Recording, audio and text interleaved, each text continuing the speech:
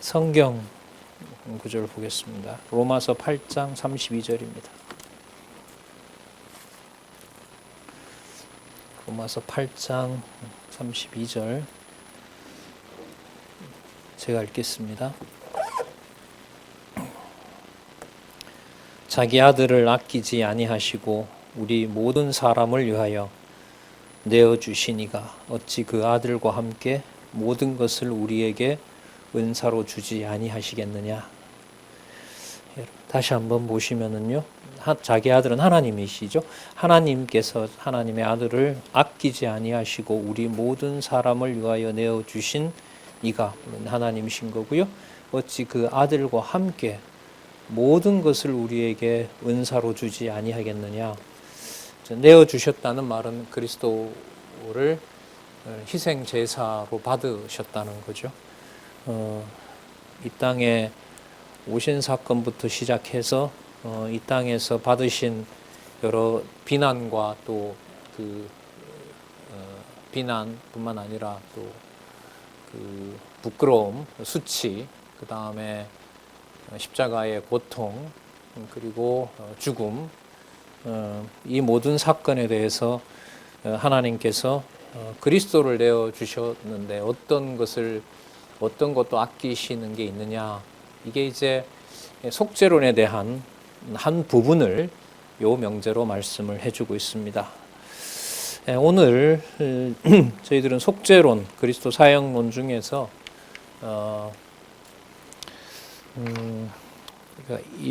2번이네요. 소키누스 속죄론. 한 번 더 넘겨주시겠습니까? 소키누스 속죄론부터 제가 말씀을 드리도록 그렇게 하겠습니다. 예, 이 부분입니다. 큰 틀을 먼저 말씀을 드리면은요, 우리 지난 시간에 살펴본 부분은 종교개혁자들이 중세의 그 안셀무스의 속죄론을 받아들이면서 그 중세의 속죄론에서 벗어나려고 했지만 이제 벗어날 수 없었다는 말씀을 드렸어요. 그러니까 이제 벗어날 수 없다는 말은 뭐냐면 그리스도의 속죄론에 대해서 뭔가 더 추가해야 되는 인간의 행동이 결국은 남아 있다는 거죠. 그 로만 카톨릭의 속죄론을 개혁신학자들이 받아들이고 싶지만 그리스도의 속죄론이 완벽하다면은 뭔가 구원을 위해서 추구할 게 없어요. 그런데 이제 오늘 여러분들이 들으실 내용은 뭐냐면 어떤 이론적인 어떤 받침을 성경에서 가져올 수 없기 때문에 이 속죄론이 개혁파 신학자들 내에 반박을 받으면서 이게 무너지는 과정을 여러분에게 소개할 겁니다. 그러면 이 지난 시간에 나왔던 걸 잠시 말씀을 드리면 종교개혁자들 같은 경우에는 하나님이 죄에 대해서 충분한 죄가 얼마나 하나님 앞에 무서운 것인가를 그리스도의 죽음을 통해서 보여주셨다는 거예요. 그러니까 어느 정도로 하나님이 죄를 싫어하느냐? 자기 아들을 내어줄 만큼 하나님은 죄에 대해서 절대로 용납하지 않는다는 거죠. 그게 여러분 이제 공의 만족설이라고 얘기를 하죠. 그래서 하나님이 죄를 얼마나 싫어하시는지를 하나님께서 공의를 보여주시고, 그리고 인간이 자유의지로, 여기에 인간이 작정론을 강하게 얘기하지 않습니다. 인간이 자기의지를 가지고 하나님을 대항함으로써 하나님의 이름이 훼손이 된 거예요. 이걸 하나님은 이제 회복하셨다는 거죠. 그러니까 죄는 죄대로 심판하고 인간이 손상시켜 놓은 하나님의 명예를 하나님이 회복하고 그 결과 인간에게 하나님의 의가 드러나도록, 그러니까 그리스도의 속죄의 그 풍부함이 너무 풍성하니까 거기에서 이렇게 낙수 효과 아시죠? 물 많이 부으면 이렇게 넘치는 것처럼 그게 좀 흘러 넘쳐서 인간에게 왔다는 거죠. 그러면서 이제 이 개혁자들은 하나님이 죄에 대해서 심판하셨다. 그걸 일단 강조합니다. 그리고 또 제 강조도 해요. 하나님께서 당신의 명예도 회복했다. 그리고 인간에게 하나님께서 만족하신 그 결과가 인간들에게 그 의의를 줄 수 있는 은혜로 인간에게 드러났다. 이렇게 얘기를 하는 거예요. 근데 여기에 이제 논리적 허점이 많은 거죠. 이걸 오늘 소개할 소키누스라는 자들이 이제 반박을 합니다. 그 반박을 받으면서 개혁파의 오직 은혜라고 하는 교리가 공격을 받으면서 서서히 무너지기 시작합니다. 동시에 뭐도 무너지냐 하면 우리가 앞부분에 배운 건데 그리스도가 한 속죄론의 무게를 창세전 하나님께서 영원한 속죄를 작정하시고 그걸 이 땅에서 성취하셨다는 걸로 가는 게 아니라 그리스도를 인성과 신성으로 봤을 때 그리스도에 대한 해석을 점점 이 신학에서 예수님의 신성보다가는 어느 쪽을 더 강조하기 시작하죠? 인성을 강조해요. 그러니까 나사렛 예수 쪽으로 연구가 넘어옵니다.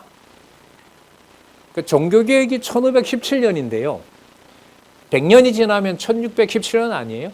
1640년경에 오면, 그러니까 한 120년이 지나면 대학에서 예수님 연구는 역사적 연구를 통해서 예수 그리스도는 인류의 모범이 되는 자기 몸을 희생으로 던진, 또 여기서 종교적인 걸 좀 첨가하면 하나님의 원하는 바를 인류를 위해서 자기가 모두 떠안은 모범적 선생의 이미지로 그리스도가 강조가 됩니다. 그러다 보니 그리스도의 속죄론을 다룰 때 그리스도의 속죄론은 창세전 하나님의 영원한 작정이 성취된 그 인간의 의지와 무관하게, 그걸 여러분 객관적이라 그래요. 인간의 의지가 개입하거나 무슨 인간의 어떤 이것과 무관하게 일어난 일이 객관적 속죄설이라는데, 그리스도의 인성이 강조되고 나사렛 예수를 모범적인 행위로 몰아놨기 때문에 그리스도가 가지는 신적 속성에 대해서는 약화되는 거예요. 그럼 신적 속성이 약화되면 그리스도의 속죄로는 그리스도가 인류의 모든 죄를 걸머지고 하나님께서 창세전에 작정해 놓은 것을 성취했다는 것이 강조될까요? 약화될까요? 약화돼요. 그 첫 번째 공격하는 사람들이 누구냐 하면 소키누스예요. 이 사촌지간인데 다 전부 다 이제 그 학파를 묶어서 소키누스주의자라고 얘기를 하고요. 그 다음에 이제 또 한 사람이 있는데 앞으로 계속 소개할 겁니다. 그로티우스라는 사람이 있어요. 그로티우스가 또 이제 공격을 합니다.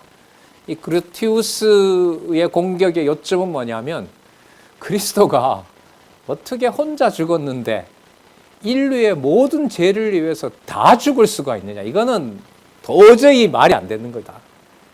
도저히 말이 안 되는 거다. 이제 이걸 이제 비판을 하기 시작합니다. 여기에 이제 그 개혁자들이 이걸 다 변호를 못 합니다. 그 다음에 여러분들 많이 들어보셨죠? 아르미니우스주의자들, 알미니안, 자유의지를 강조하는 사람들이잖아요.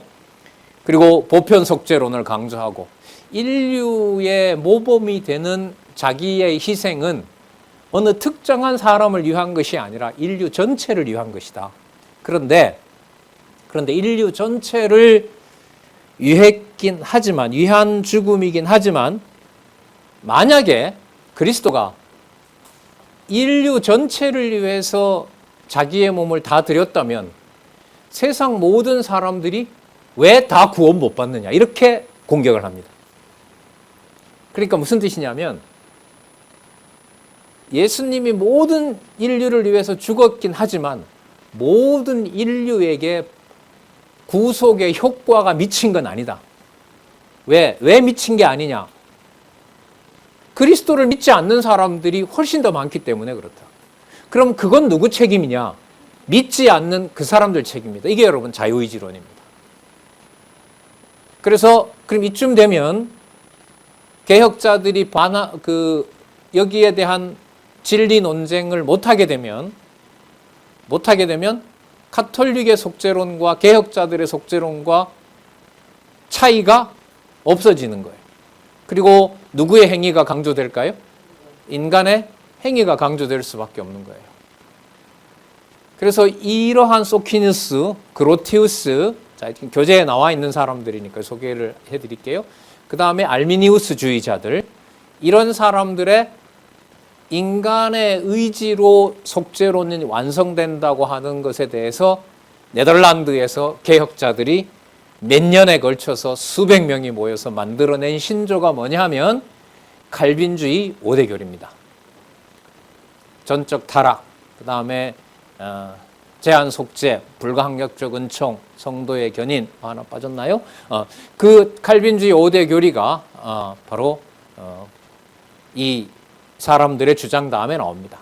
그리고 이제 앞으로 칼빈주의 5대 교리가 이제 그 장로교의 구원론 중심의 장로교가 만들어지는 토대가 되죠. 그런 네덜란드가 지난번 신문 보셨죠? 성당이 1000개가 나와 있고요. 개신교회가 700개가 지금 매물로 나와 있습니다. 화형대에 성경 권위 지키고자 로마 교황과 맞섰던 나라, 그날이 지금 국경일이죠. 체코슬로바키아, 체코가 7월 17일이 얀 후스의 날인데요. 얀 후스가 누구냐 하면 성경 권위를 지키고자 버티다가 저항하다가 그 화형 당해서 죽은 나라예요. 그 나라가. 어떻게 보면 참 국민들이 당시에 이제 가톨릭과 함께 맞섰던 그런 나라에 이번에 조사해 보면 92%가 20대에서 20대의 그 20대 30대 청년들의 무신론자 비율이 92%, 거의 안 믿는 거죠. 그러면서 유럽 교회의 몰락은 지금 거의 이제 기정사실화되고 더 이상 유럽을 기독교 국가라고 문화 국가라고 부를 수 없다. 이게 지금 현재 상황이고요. 그럼 한국은 기독교 인구가 여러분 몇 년 동안 조금 줄었을까요? 많이 줄었을까요? 문 닫은 교회가 조금밖에 없을까요? 굉장히 많을까요? 굉장히 많습니다. 굉장히 많습니다. 그래서 한국에도 어쨌든 한국 교회도 하나님께서 이걸 이제 몰아치시는 거죠. 그러니까 우리가 좀 살펴보겠지만은 속죄론이 인간의 자유의지로 넘어오면서 기독교에서 말하는 하나님의 은총, 창세전 하나님의 예정, 이 모든 것들이 이제 흔들리기 시작하면서 교회가 흔들리고요. 성경 권위가 일단 무너져 버리는 거죠. 그걸 칼빈주의 5대 교리가 조금은 지탱하지만 그게 논리적 허점이 많죠. 그래서 이제 유럽 교회는 서서히 성경을 하나님 말씀으로 오류 없는 그런 말씀으로 더 이상 유지할 수가 없습니다. 그게 이제 종교개혁 이후에 한 150년 지나면은 벌써 대학에서 성경 본문 비판이 시작이 되기 때문에, 본문 비판은 딴 게 아니에요. 기록한 말씀이 사실 확인은 안 되더라도 논리적 통일성이 없지 않느냐, 왔다 갔다 하지 않느냐, 마테마가 누가가 다르지 않느냐, 이걸 이제 변호를 못 하는 거죠. 자, 그런 맥락에서 아까도 좀 기도하면서도 좀 간절하게 저도 원하고 여러분들도 원하지만 우리가 교리사 살펴보는 것이 어떤 지식을 새로 반복하는 거라면 별 의미가 없어요. 이렇게 해서 결국 망했는데 이걸 왜 봐야 돼요? 맞죠? 그렇잖아요. 망한 이걸 정보를 배워서 우리가 유럽 교회가 갔던 길을 가려고 이거 본다면 말이 안 되는 거죠.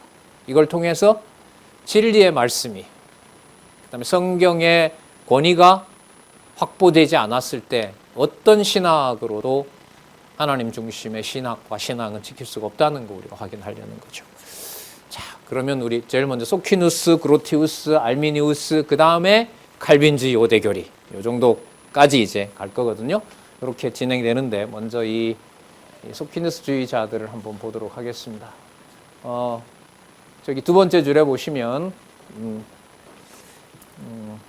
라엘리우스 소퀴누스, 조카 파우스트 소퀴누스. 앞에 이름이니까요. 이 소퀴누스 집안이에요. 자, 이들이 여러분 여기 보시면은요. 1525년, 1562년, 1539년, 1604년 여러분 이게 어떤 시대냐면 칼빈이 제데바에서 열심히 성경 강론하고 기독교 강요 쓸 때예요. 다른 지역에서는 이 사람은 이태리 출신이니까요. 유럽에서 하나님께서 이런 자들을 또 모으는 거예요. 강의실에 처음에는 종교개혁 이후에 하나님 말씀 절대 진리, 하나님의 절대 주권, 오직 속죄는 그리스도 은혜로 그렇게 받는 학생들이었는데 20년 벌써 40년 지나고 났을 때는 벌써 반반으로 나눠져요. 교수들도 나눠집니다. 그리고 카톨릭이 다시 또 영향력을 미치는 거죠. 자, 이 사람들의 논리적인 걸 파고듭니다. 합리적인 추론으로 설명이 안 되는 부분을 이제 공격하는 거예요. 자, 여기 볼까요? 삼위일체 부정. 여러분, 삼위가 세 개가 하나다라는 게 논리적으로 증명이 될까요? 안 될까요? 안 돼요. 될 수가 없어요. 그런데 여러분, 성경을 읽어가시면 오늘 주일 우리 대학반 강의에도 그 구절이 나왔는데 한 본문 속에 이른바 성부, 성자, 성령 하나님이 문법적으로 다 기록이 되어 있습니다. 그 성경의 논리를 따라가야 이런 하나님 아버지께서 그의 아들로 말미암아 오직 진리의 말씀을 통하여 양육하는 교회가 거기에서 깨닫게 하시는 거예요, 성령이. 근데 이걸 논리적으로 삼위 하나다라는 것을 증명하려고 한다? 이거는 될 수가 없는 거죠. 이걸 만들어 놓고 여기에다가 성경 구절을 몇 개를 넣는다고 해서 이 이론이 성립할까요? 아니죠. 여러분, 삼위 하나님은 성부, 성자, 성령 하나님이잖아요. 여러분, 마태복음에는 성부, 성자, 성령 하나님이 나오고 창세기에는 성부, 성자, 성령 하나님이 안 나오면 문제가 적어요. 굉장히 심각해져요. 굉장히 심각하죠. 성부, 성자, 성령 하나님은 창세기 1장에서부터 요한계시록 마지막 장 마지막 절까지 전부 뭐가 나와야 되냐면 성부, 성자, 성령 하나님이 전부 소개가 돼야 돼요. 그런데 몇 장 몇 절만 갖다가 붙여면서 삼위일체를 설명한다? 설명이 완벽하게 구조화될까요? 안 되는 거죠. 자, 이 사람들 그걸 이제 치고 나가는 거죠.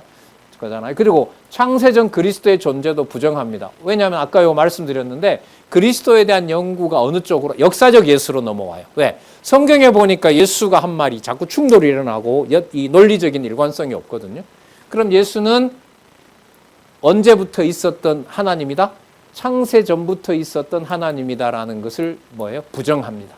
부정해야 우리도 예수님처럼 이 땅에서 뭐 할 수 있어요? 따라갈 수 있으니까. 로만 가톨릭의 예수님의 모범설, 모범적 교화설 이렇게 됐죠. 자, 그 다음에 창세전 그리스도의 존재 부정하니까 그리스도의 신성은 당연히 부정되고요. 인간의 원죄도 부정합니다. 인간이 태어날 때부터 원죄를 가지고 태어난다? 아니다. 사람이 뭔가 잘못해서 자기가 죄책감을 느끼지 태어날 때부터 죄책감 느끼는 사람이 없다. 그거는 설명을 해봐라. 그거는 도저히 이거는 로만 가톨릭이 만들어내 놓은 이거는 교리다라는 거죠. 그래서 원죄설 부정하고요. 원죄설을 부정할 뿐만 아니라 그 다음 자연스럽게 따라 나오죠. 인간의 전적 타락도 반대할 수밖에 없습니다. 왜 전적 타락을 반대해야 되죠? 전적 타락을 했다고 하면 예수님을 모범으로 두고 따라갈 수 있는 의지가 내 속에 뭐예요? 남아있어요? 사라져요? 사라지죠. 뭐 했다면? 전적으로 타락했다면. 그러면 어떻게 돼야 되죠? 부분으로 타락해야죠. 그러니까 노력을 좀 더 하면 복원할 수 있는 능력이 인간 내면에 있어야죠. 그러니까 여러분 자유의지를 말한다라는 게 다른 사람에게 그런 자유의지를 얘기해서 뭐 속죄의 은혜를 갚으라든지 이렇게 얘기한다는 것은 신학적으로 굉장히 문제가 보통 문제가 아닙니다. 이게.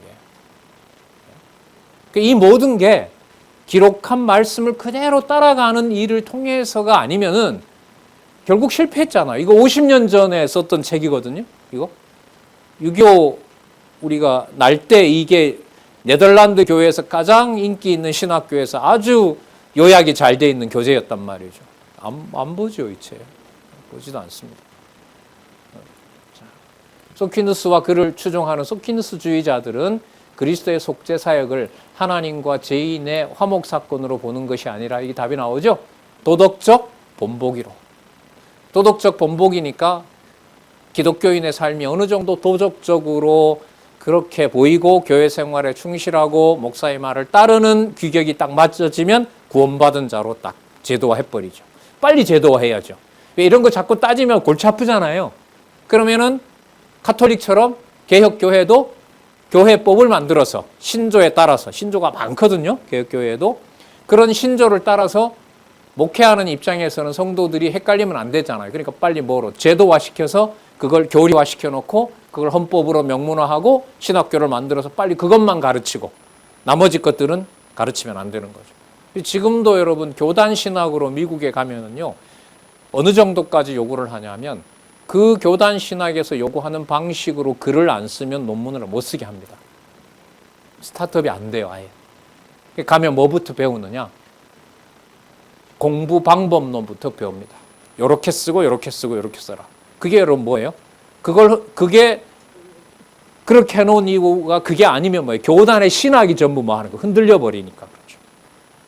근데 그렇게 한다고 여러분 진리가 보존이 되고 성경 말씀이 절대 진리로 확증이 될까요? 그렇게 안 되는 거죠. 이게 다 실패했잖아요. 지금 그 현실에 우리가 살고 있는 거니까. 자, 그다음 여기 볼까요? 아까 얘기했었죠? 원죄는 없어요. 자, 원죄가 없다면 아까 개혁자들이 말하는 속죄론의 가장 중요한 게 뭐였죠?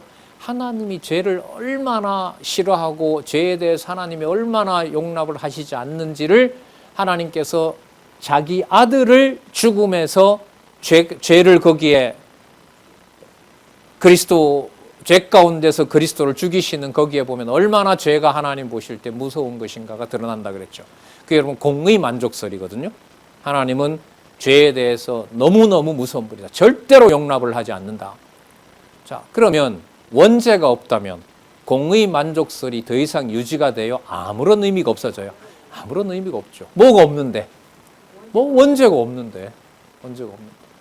받아야 될 형벌이 없는데 하나님께서 공의를 만족한다. 이런. 그리고 한순간에 요 몇 마디의 증명이 일어나고 나면 한순간에 끝이 나버리는 거죠. 그 원죄를 없애면, 원죄가 없으면, 여러분, 글쎄, 객관적으로 된다는 게 힘은 들겠지만, 여러분, 원죄가 있으면 인간들이 좋아할까요? 원죄가 없다고 하면 좋아할까요? 여러분, 왜 그 교도소에 가면 그 목사님들이 이게 강론이 잘 안 된다잖아요. 왜냐하면 첫 마디가 인간은 태어날 때부터 뭡니다? 죄인입니다. 이렇게 해야 되잖아요. 그런데 여러분 뭐 통설로 많이 들었지만 그 형무소에 온 분들이 재수가 없어서 왔지. 내가 진짜 남들보다가 더 악한 짓을 해서 여기에 왔다고들 생각 안 한다잖아요. 근데 기독교는 시작할 때부터 뭘로 시작을 해야 돼요? 인간은 태어날 때부터 뭐다? 죄인이라 안 그래도 열받아 죽겠는데. 근데 불교는 여러분 어떻게 시작하냐면요. 불교는 죄가 본성으로 존재하지 않는다는 거죠. 마음먹기 달렸다라는 거잖아요. 그죠? 예. 그래서 죄는 본래 무자성이라 그러죠. 죄를 죄라고 할 만한 것은 이 땅에 인류의 사회에 존재하지 않는다. 다 그건 인간들이 만들어낸 것이다라는 거죠. 그러니까 일반적으로 말했을 때 원죄가 인간에게 존재하지 않는다라는 말을 훨씬 더 좋아할 수밖에 없죠. 그리고 내가 뭔가 내 자신의 노력을 통해서 뭔가 의의를 이룰 수 있다고 말하는 게 좋지. 예? 자, 태어날 때부터 죄인이다라고 하는 말은 듣기 싫은 거죠. 죄인이라고 하는 것을 너무나 강조하고 인간의 무능력을 강조하는 우리 성경 신학에서도 이렇게 전하는 저로서도 계속해서 죄인이다라는 말을 누가 면전화도 되고 한 5번만 반복하면요. 아멘, 맞아요, 맞아요 할까요? 그만하라 그럴까요? 그만하라 그러죠. 듣기 싫다는 거죠. 네. 자, 그렇다면 하나님의 공의가 있을 필요가 없죠. 자, 그런데 공의는 있다고 또 얘기합니다. 공의가 있다면 왜? 분명히 그리스도를 통하여 하나님께서 그리스도를 십자가에 희생 제사를 하나님이 받은 건 분명하거든요. 그리고 하나님이 그 죄에 대해서 어쨌든 싫어한다는 내용도 성경에 나온단 말이에요.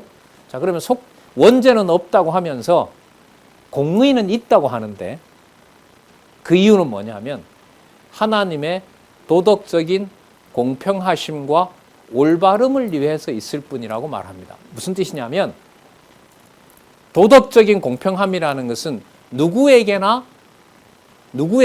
공평하게 그리스도가 하나님의 뜻을 따라간 것을 보면 누구에게나 전부 다 도덕적인 양심이 있어서 그리스도가 아버지 뜻을 따라갈 만한 능력과 자질이 그 내면에 뭐 하고 있다? 갖추어져 있다. 그러면 원죄가 없고 뭐가 있다? 도덕적으로 누구나 다 자기의 부족함을 극복해 갈 수 있는 여지가 있다는 것을 강조하는 거죠. 자, 그러니까 하나님이 얼마나 무서워하는지를 보고 그리스도가 따라간 그 길을 우리가 따라갈 수 있도록 하나님께서 열어놨다는 말이 바로 도덕적인 공평하심입니다. 그리고 올바르심이라고 하는 것은 하나님이 그 길을 좋아하신다는 거죠. 그러면 뭐가 옳은 것이냐라고 하는 것은 다분히 하나님 기준이기보다 누가 보는 것에 따라서 결정이 될까요? 카톨릭처럼 교회도 제도 안에서 그 길을 가도록. 그래서 여러분 뭐 세례나 이런 데 보면 이제 문답식이 생겨나고 그 웨스트민스터 신앙 고백서 130 몇 개 있잖아요. 그거 따라서 고백을 그대로 따라와야 이제 뭐 집사도 되고 직분도 맡고 목사도 되고 다 그렇게 되는 거죠.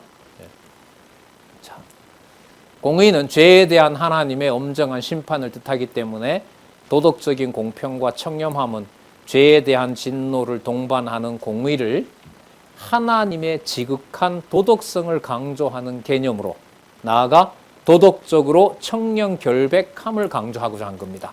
그러니까 누구처럼 따라가면 돼요? 그리스도처럼.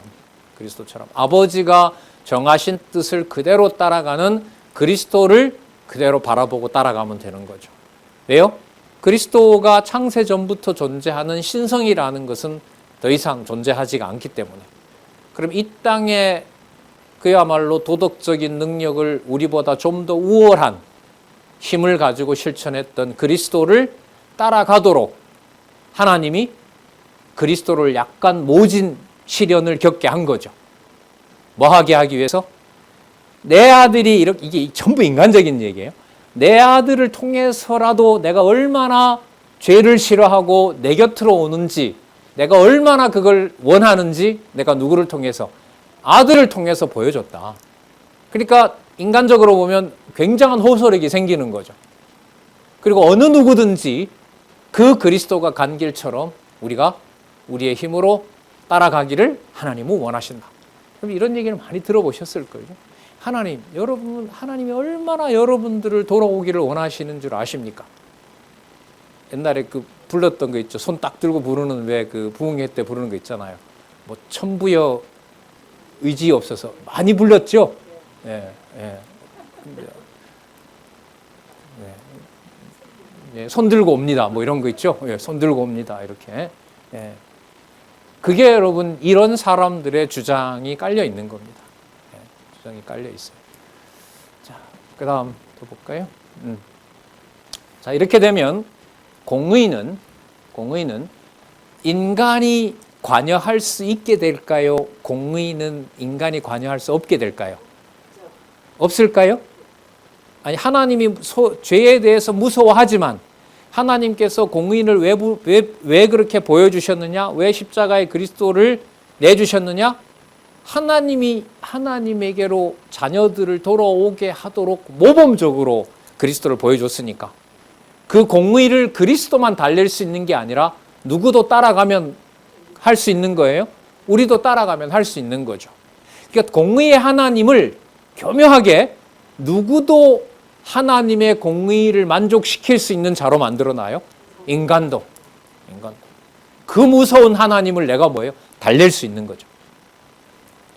이렇게 되면 공의는 하나님의 자유로운 의지적 선택이라는 구체적인 실천성이 부각된다. 그러니까 내가 구체적으로 하나님의 의를 실현할 수 있도록 행위하면 하나님께서 그걸 뭐 한다? 받아주신다는 거죠.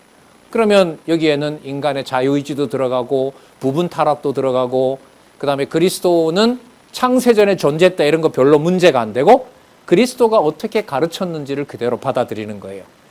그러다 보니 여러분 마태복음 중에 그 마태마가 누가를 다 공관복음이라고 하잖아요. 그 섞어놓은 것 중에 유럽인들이 아니면 지금 설교하는 사람들이 가장 많이 설교하는 성경 구절이 이른바 여러분들 뭔지 아시죠? 이쪽 때리면 돌려대라. 이른바 무슨 보훈요? 산상수훈요. 산상수훈. 마태복음 5장, 6장, 7장에 나오는 거. 그래서 예수님의 모든 행적의 핵심은 산상수훈에 있는 거예요. 그 산상수훈은 오늘 우리가 들어본 이 얘기에 따르면은 그리스도가 창세전에 존재하시는 하나님이다라고 하는 것은 빠지게 됩니다. 거기에서는. 그리고 도덕적으로 그리스도를 따라갈 수 있는 그런 의지를 하나님께서 우리에게 남겨놨기 때문에 그리고 그게 조금 전에 봤잖아요. 소키누스에 의하면 뭐까지 달랠 수 있어요? 하나님의 마음까지, 하나님의 분노까지 달랠 수 있는 것이 바로 뭐냐면 이 소키누스의 속죄론이라고 보시면 돼요. 구체적인 실제성은 뭘 보면서? 산상보험 보면서 따라가면 돼요. 네? 그 결과 공의의 만족은 필요가 없어. 왜냐하면 이제는 사람도 뭐 할 수 있으니까 하나님의 진노를 달랠 수 있기 때문에. 하나님의 의지적 판단은 자기 백성에게는 도덕성의 구체적 실현에 대한 압박이 된다. 이게 뭐냐 하면 여러분 부모님이 자녀 설득할 때 회초리의 효력이 강할까요? 나이가 들수록 눈물이 효력이 더 강할까요? 요즘도 잘 안 먹힐 수도 있겠지만 몇 번 울고 나면 애가 알잖아요. 아, 또 시작하는구나. 자, 이게 뭐냐 하면 도덕성의 구체적 실현에 대한 압박이 되는 건 뭐냐 하면 하나님이 이렇게 죄를 싫어하고 이렇게 우리가 하나님께로 올 수 있는 길을 자기의 아들인 그리스도를 십자가에 저렇게 달아놨다. 이걸 여러분 만약에 집회를 만약에 했다고 생각해 보세요. 그런 성경 구절 찾고 그런 여러분 복음성가나 찬송가 많죠? 그 부흥회 때 많이 불렀잖아요. 그죠? 죄인인 걸 정죄받고 회개하는 시간 갖고 마지막 돌아오고 그리고 헌금으로 또 구원을 보장받고 뭐 이런 행위들이 있었잖아요. 도덕성의 구체적 실현에 대한 압박이 되는 거예요. 하나님이 날 위해 아들을 저렇게 십자가에 내어줬는데 이걸 내가 거부한다? 아, 하나님을 달랠 수 있는 방법이 있구나. 내가 말할 수 없는 이 죄를 내가 조금의 어떤 행위로 하나님을 뭐 할 수 있구나, 달랠 수 있구나라는 게 여러분이 소키누스가 열어놓은 거라고 보면 됩니다. 근데 이게 여러분 그 가톨릭하고 좀 다른 게 가톨릭은 이렇게 되더라도 누굴 통해야만 그리스도에게 갈 수 있죠? 누구를 통해야만? 사제를 통해서만 가죠. 근데 개신교는 그건 없는 거예요.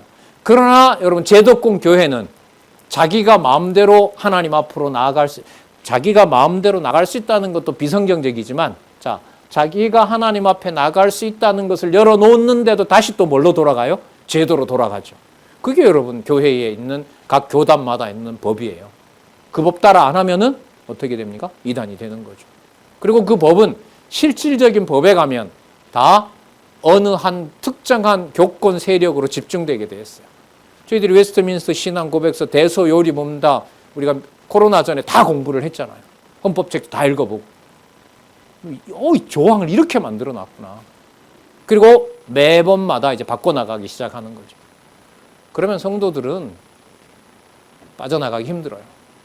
교리도 법으로 되어 있고 성경 해석권도 가톨릭처럼 교황에게 있다고 하지 않지만 교단의 룰에 따라서 해석하지 않으면 이단이 되는 거예요. 그래 되면 말이 만인 제사장이지 만인 제사장 원리로 할 수가 없는 거예요.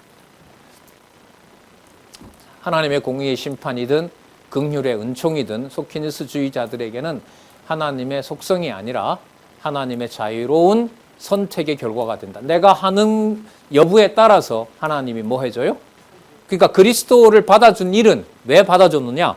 그리스도가 자기 의지로 그 힘겨운 일을 자기가 견뎠기 때문에 하나님이 하나님이 자기의 마음에 들었기 때문에 당신이 뭐 해준 거예요? 선택해 준 결과예요. 그러니까 내가 얼마나 부르짖느냐에 따라서 하나님께서 속죄를 허락해 준다는 거죠. 여러분, 얼마나 인간적으로 보면 다 그럴듯한 얘기예요. 그렇지. 이렇게 내가 몹쓸 짓을 했는데 이런 걸 하나도 문제 삼지 않고 하나님이 죄를 다 사해 주셨다? 에이, 그건 아니지. 아무리 내가 봐도 그건 아니지. 어느 정도 내가 하고 신이 그걸 용서해 주고 이렇게 가야지. 이게 여러분 합리적이고 인간적인 판단인 거잖아요. 하나님의 자유로운 선택의 결과다. 하나님의 선택을 강조하는 이유는 인간의 자유의지가 하나님의 선택의 조건이 되기 때문이다. 여러분, 그러면 그리스도를 신성을 빼버리고요, 창세전부터 계신 본성이 신성이 시대라는 걸 빼버리고 그리스도의 인성을 강조하려는 이런 신학의 흐름은 결국은 인간에게 와서 뭘 강조하기 위한 걸까요? 뭐가 있다? 자유의지가 있다. 속죄론도 여기에요. 이걸 여러분 개인에게만 초점을 맞추면 개인 구원이 되고요, 이걸 사회적으로 확대하면 사회복음주의가 되는 거죠. 사회복음주의에서 더 나가면 정치적 제도를 바꿔서 인류에게 약자를 위해서 그리스도가 애썼다는 것으로 강조하게 되면 그리스도는 그야말로 민중의 스승이 되는 거예요. 진짜 거리가 가까워요. 진짜 다른 방향으로 가게 되는 것이. 그리고 여러분, 그 밑바탕에는 어느 날 갑자기 누가 툭 만들어낸 게 아니에요. 어느 정도 교리를 만들어내는 사람들은 그 이론적인 바탕과 전제가 꼭 있습니다. 그런데 그 모든 게 여러분 다 서구 500년 전통이 다 드러나가지고 아무것도 통하지 않는다는 걸 보여준 게 코로나 이후에 여러분들 보신 유럽교회 수천 개가 문 닫은 일. 이제는 국가 보조금도 환자들에게 줘야 되기 때문에 그 비용이 없어서라도 이제 폐기 처분도 못하는. 요즘은 뭐예요, 이렇게 쓰레기 처리 비용이 더 비싸잖아요. 그런 일이 벌어지는 거예요. 한국 교회도 지금 그렇게 가고 있잖아요. 그렇죠? 자, 이들은 속죄 행위에 대해 하나님의 은혜와 그리스도의 공로를 함께 강조하는 것은 모순이라고 지적은 합니다. 속죄는 무조건적인 하나님의 은혜이든가 아니면 인간의 범죄에 대해 그리스도가 대신 형벌을 받든가 둘 중에 하나다라고 얘기를 해요. 그러니까 선택을 만들어 놓죠. 하나님의 은혜라면 전부 다 구원받아야 되는데 그렇지 못하지 않느냐. 그 말은 그 말이 틀리지 않느냐. 그러면 하나님이 그리스도를 통하여 한 일은 뭐냐. 결국은 인류가 어떻게 해야 될 것인가를 보여주기 위한 것이지. 그리고 인간은 태어날 때부터 원죄를 가진 자가 아니고, 그리고 그리스도가 한 일은 부각이 돼야 된다는 거예요. 왜 부각이 돼야 돼요? 그걸 부각해야 누구의 가능성이 그만큼 살아나니까. 인간이 그 속죄를 완성할 수 있는 가능성이 살아나기 때문에. 소키누스주의자들은 전자를 선택합니다. 하나님의 은혜를 선택해요. 후자에 대해서는 그리스도가 모든 인간의 형벌을 모두 짊어진다는 것은 불가능하다고 말합니다. 하나님이 은혜를 베풀어 주긴 베풀어 줘야 돼요. 여기서 이제 딱 갈라지는 거예요. 어떤 식으로 가냐면 하나님이 그리스도를 통하여 하나님의 은혜를 보여주긴 했지만 그리스도가 모든 인류의 죄를 감당할 수는 없다. 그 뭘 남겨놓기 위한 걸까요? 인간의 자유의지로 속죄론의 주관자는 결국 인간이라는 걸로 돌려놓기 위한 거죠. 그러니까 여러분, 하나님 은혜를 강조하는 데가 많습니다. 그런데 진짜 하나님의 은혜로 시작했다가 무엇으로 결국은 마치죠? 율법으로. 성령으로 시작했다가 율법으로 마치는 것이 대부분의 또한 기독교입니다.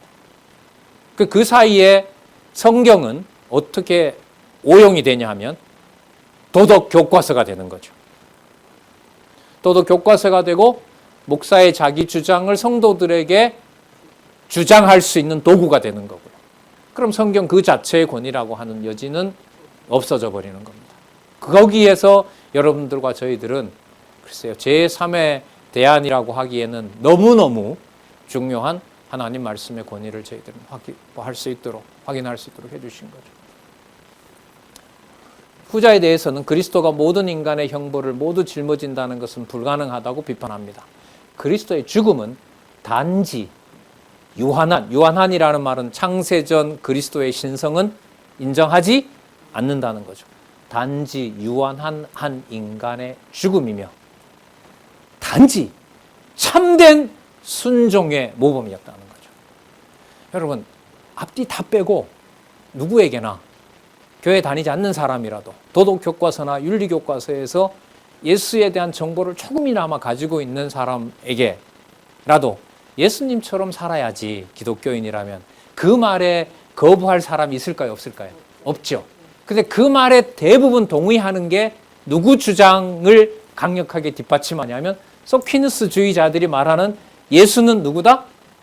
단지 유한한 한 인간이고 그가 위대한 것은 뭘 보여줬기 때문에 그렇다?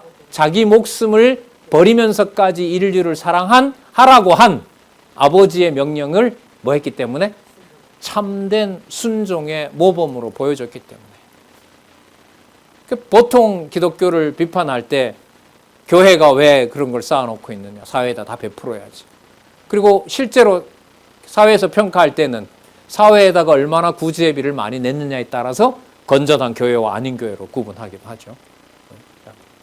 본질은 아닌데 참된 순종의 모범을 보였습니다.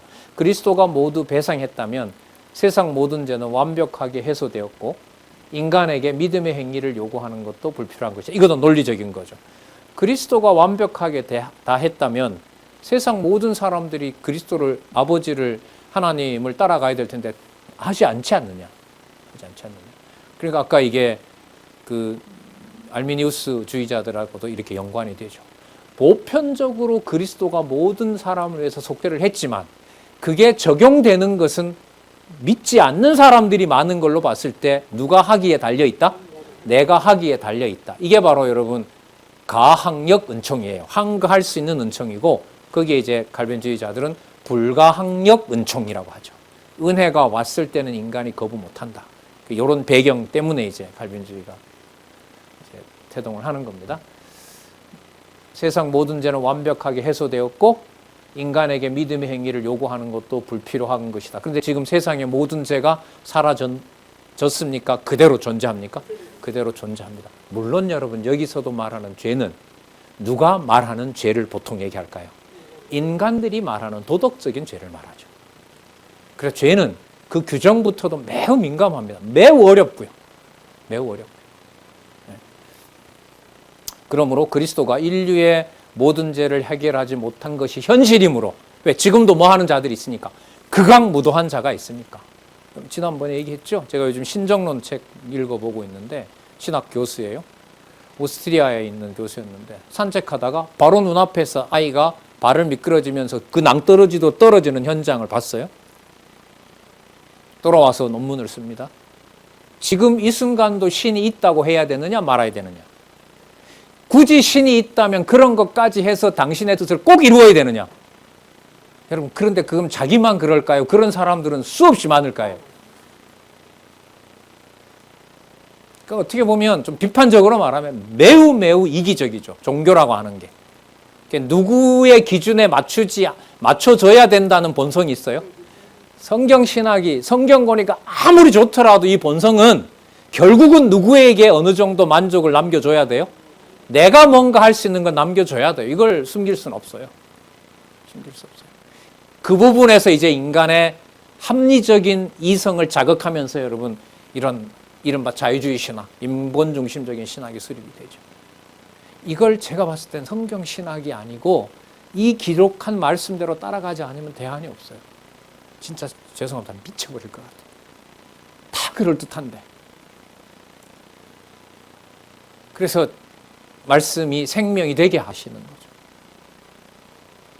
이런 거 읽어보면서 성경의 말씀들이 구체적으로 생각이 안 나면은 저 얼마나 불안하겠어요. 제가 고백을 드렸잖아요. 이번에 제가 책도 썼지만 바르트를 그 90년대니까요. 몇 년 전이에요, 지금? 90년도니까 32년 전이잖아요. 로마서 하나 듣고 바르트를 공부 시간에 들어가서 비판하겠다고 로마서 주석을 폈는데 비판할 게 없어요. 왜? 성경대로 따라가면서 설명을 하니까.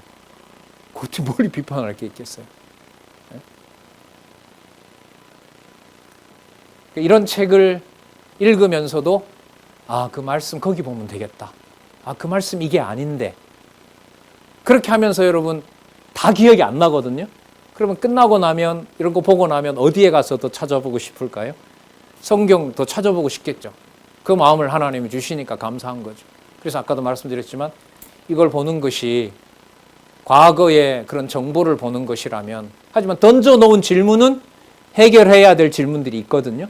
그럼 그 질문을 보면서 어디로 다시 돌아가는, 말씀으로 다시 돌아가는 바로 그런 계기가 되고자 저는 교리사 비판을 강의를 하는 겁니다. 자, 볼까요?